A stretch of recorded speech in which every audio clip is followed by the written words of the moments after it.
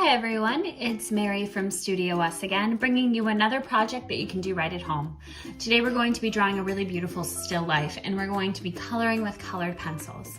I have my drawing paper ready to go, and a pencil, a Sharpie, and a pearl eraser. Let's get started. I went ahead and I marked the center line on my piece of drawing paper, and I went ahead and I drew in our first shape. Let me walk you through it. So this first shape is going to be maybe an inch or so below our center line here. And it's going to start with a straight line that is going to come almost all the way over to the edge with maybe an inch space. This line here and this line here will be parallel to the top and bottom of our pages, which means that they'll never intersect if they were to extend forever, right? These lines are exactly straight. So go ahead and extend that outwards to a point. Once you have that point correct, you're going to make another point inwards, just a bit at a pretty harsh angle. And that will then go straight out again. This is going to be our table. Let's keep going. For our next step, we're going to add a little sort of wavy shape around this table. So I'm going to first mark that outer corner, how far out that's going to go. How far out it's going to go over here, and where exactly it's going to meet up again. Now, this line up here is wavy and it's pretty thin compared to this one down here. So I'm going to come over and back up and down and then back up out to this corner. Just like that, and this corner over here is nice and rounded. Clean up any lines you might need to. Perfect. And then it's going to be slightly wavy and come down here before bending outwards and then basically coming over like that. Perfect. Let's keep going. Up next, we're going to extend a line downwards just like this. Now this line is essentially the way that the drapery will fall at the corner of our table. So here's our corner here. Imagine how that tablecloth might fall. We have another semi-wavy line here, again going to go mostly straight down like that. Perfect. Let's keep going. Next, we're going to add a relatively large circle right about here. There's not a lot of space from the edge of the circle to the corner of our table here. And it looks like it's going to come up to about here, right? It's relatively large. So I'm gonna give myself some dotted lines first so I can make sure I get that shape nice and round.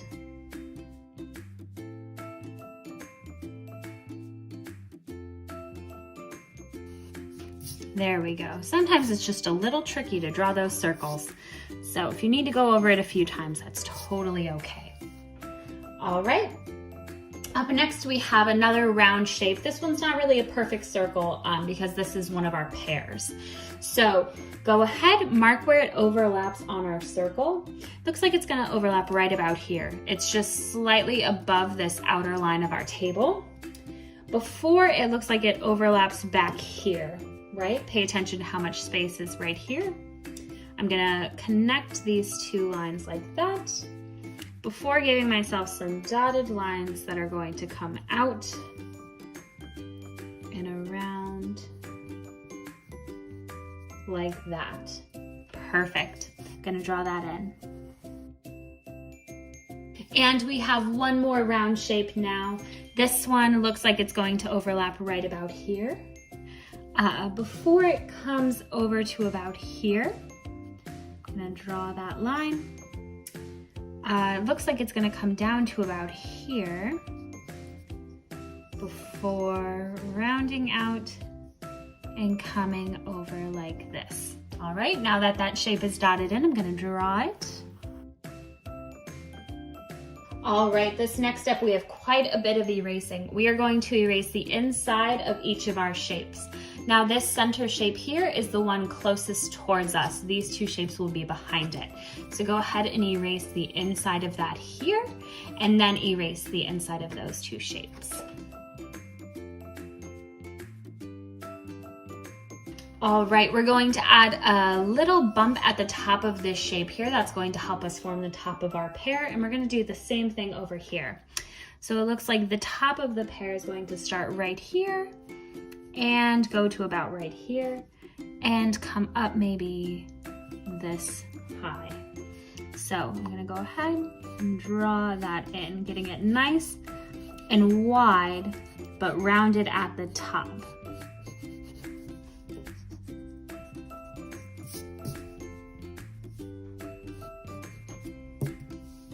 All right, very good.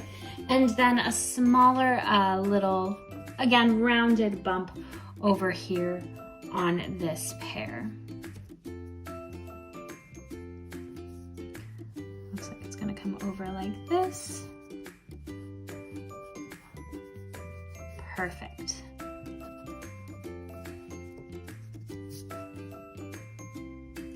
Great, now we're going to add the bottom of the pitcher and where it extends upward. So I'm going to draw a slightly curved line right about here. It's just gonna come outward like that before drawing another one over here, pretty close to the side of that pear. And then I'm going to connect those two lines with a rounded line just like that. Now that bottom rounded line is going to match that bottom part of our vase, right? Or our pitcher. It's rounded. It's got to match that. Perfect. Now I'm going to make two lines going upward. This is going to be the top of our pitcher. And it's just going to start in and then go out slightly. Perfect. Same thing on the other side. In before coming out slightly.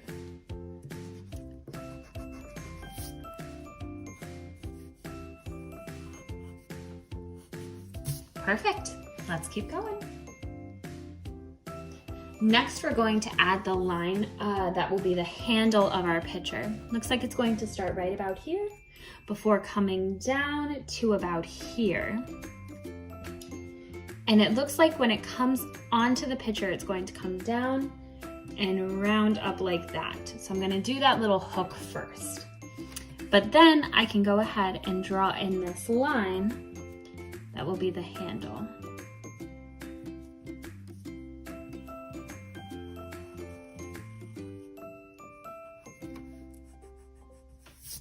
Very good.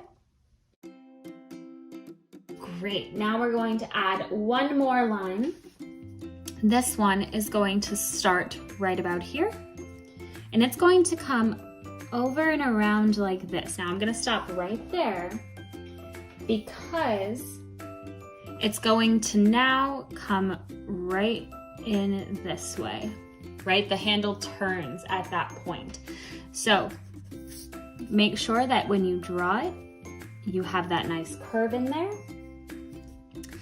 and that you have the second line end right about there with just a little space from that hook we made. Perfect. And I'm going to clean this up and make sure that the line extends up here just like that so I can see the other side of that handle. Excellent. Now we're gonna go ahead and add the top of the pitcher. Now the top of the pitcher is basically going to be an ellipse, right? A nice oval. I'm gonna give myself some dotted lines to get that general shape in first. And then it's going to curve upwards slightly before it comes back down to a rounded point. That's the mouth of our pitcher, right? You always have that little curvy pointed bit. So once I know that that's correct, I can go ahead and draw it in. And don't forget, we have to add the stems on our pears. So I'm going to draw a little line, just like that, before taking a line going up, taking another line that meets at that point and going up as well, and giving a rounded line to connect the two, and then adding a little detail. Perfect. Same thing down here. We need a curved line before a point that goes out.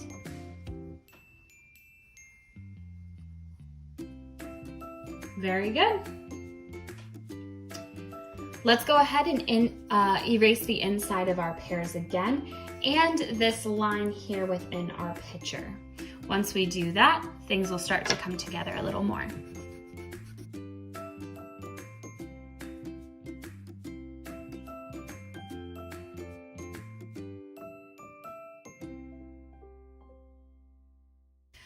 Up here, we're going to add what looks to be a picture frame or a mirror. So what I'm going to do first is I am going to draw the rectangle. And it looks like it's going to start out about here before coming down to about here. Go ahead and draw that in. Again, making sure that the lines are straight.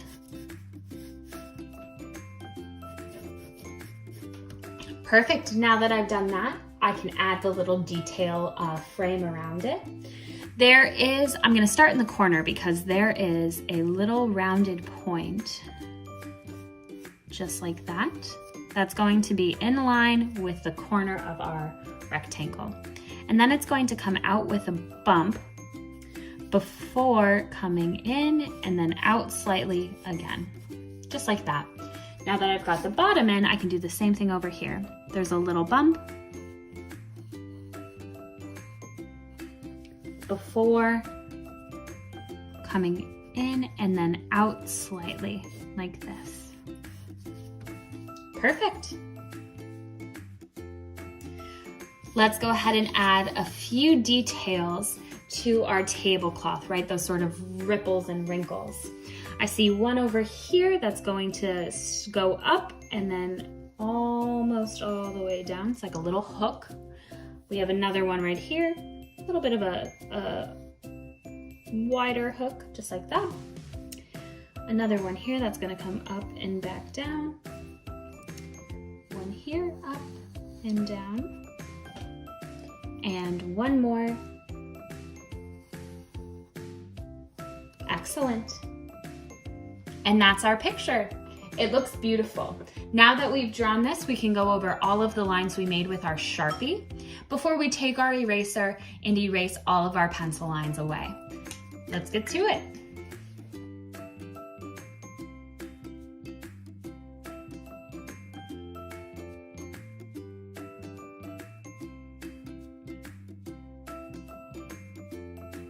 All right, we finished drawing our beautiful still life. It looks wonderful, and we've gone over all of our lines with our Sharpie and eraser. Now we can start coloring. I'm going to be using colored pencils, but obviously use whatever materials you have. Our background is a beautiful turquoise color, so I'm going to color it with this nice turquoise color before layering up the bottom section with this sort of slightly darker bluish turquoise color as well to really bring up that value. After I do that, I will take different shades of pinks and reds and color in our tablecloth before getting our table runner and our mirror. Let's get all of that done before we actually get our still life objects in. Go nice and slow. Apply a medium amount of pressure when you're using your teal for your background and fill all of that in.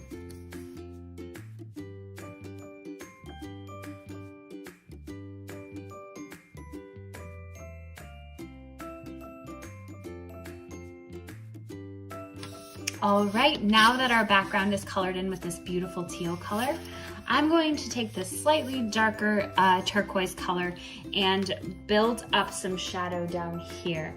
Now, it only goes to about right here, maybe midway on our picture. So I'm going to start really dark and then taper off as I go up so it blends really nicely.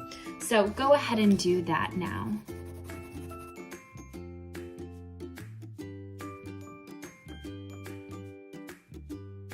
All right, perfect. We've built up that background really, really nicely. And now I'm going to fill in the mirror actually, because that's part of our background as well. So I am going to take a nice slate grayish blue color. And I'm going to fill in the mirror or the glass part of our picture. It's nice and dark towards the corner before gradually lightening up as it goes around. So I'm going to fill that in now.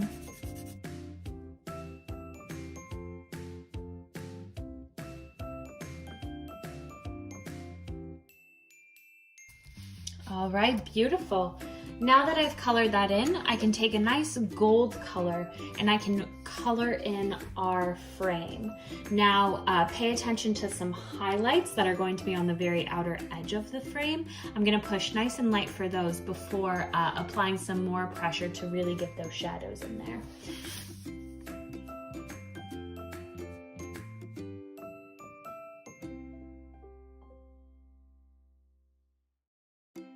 Right, perfect. That frame looks beautiful. Now let's go ahead and color in our tablecloth. I am going to use a pink for the highlight on my tablecloth, mostly around the edges of that table and on that cloth there, before filling in the rest with a regular red, and then going over the shadows with a sort of purplish red color. All right, let's get to it.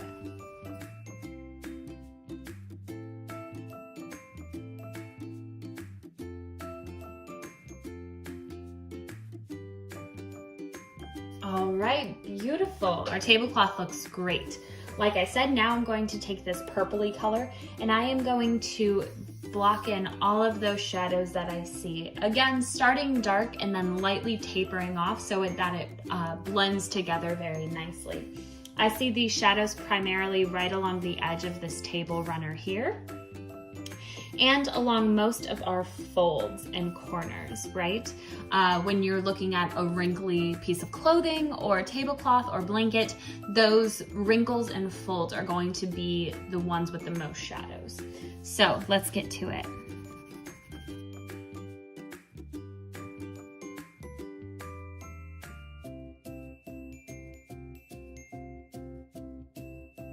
All right, now we can go ahead and color in our table runner right here.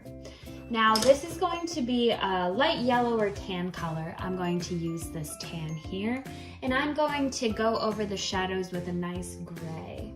I'm going to push very, very lightly and then block in those shadows directly underneath our fruit and pitcher.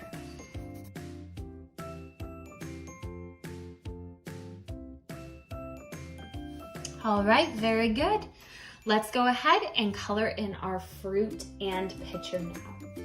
So what I'm going to do first is I am actually going to take the same gray that I just used for the shadows on my table runner, and I'm going to block in the darkest areas on my pitcher, primarily the mouth of the pitcher and where you see that curve, and on the handle as well. So I'm gonna block those in before I very lightly take a tan color again, or perhaps a lighter gray, more of a bluish gray, and get some of those lightest bits in.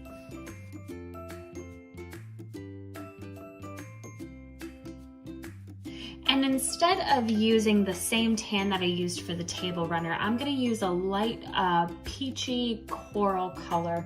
And this is just to add a touch of color to our pitcher. Now keep in mind, there are some white highlights here on the biggest part of our pitcher.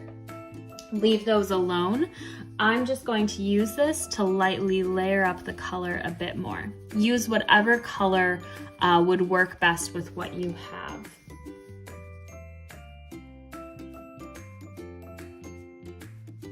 All right, very good. Next, let's go ahead and color our pears. So what I'm going to do first is I'm actually going to block in or color in all of my pear with yellow, and I'm going to build up the colors on top of it. I want it to get nice and dense. So I'm gonna push nice and light and color in those pears.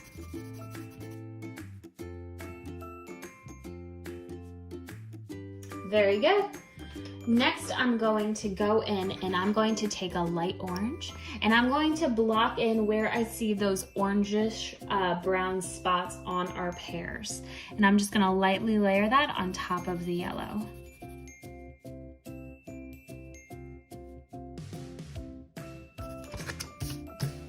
Beautiful.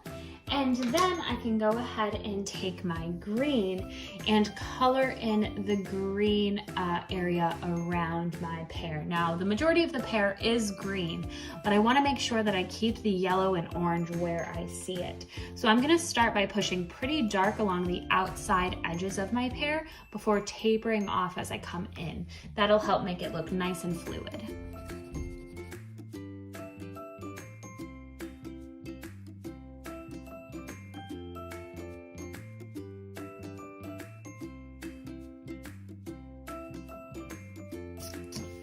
Excellent. I'm going to take just a little bit of brown and I'm going to put a light bit of brown on those orangish yellow spots before coloring in those stems.